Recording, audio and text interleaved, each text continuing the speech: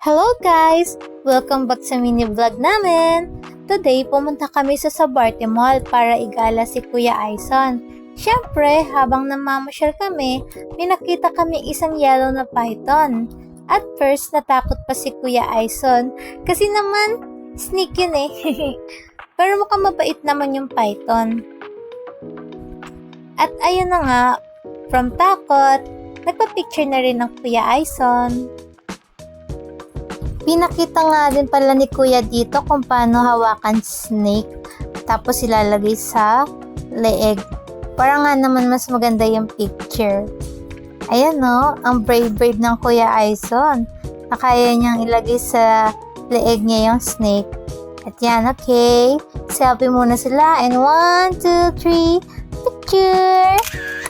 Ha, diba? Ang cute! Oh, hi Beshi! Smile ka naman dyan!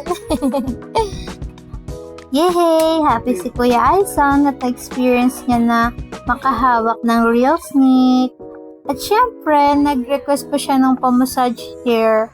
Yan, gusto niya rin daw. Masakit daw kasi likod niya eh. Ayun lang. Salamat sa panonood ng aming mini vlog. Bye!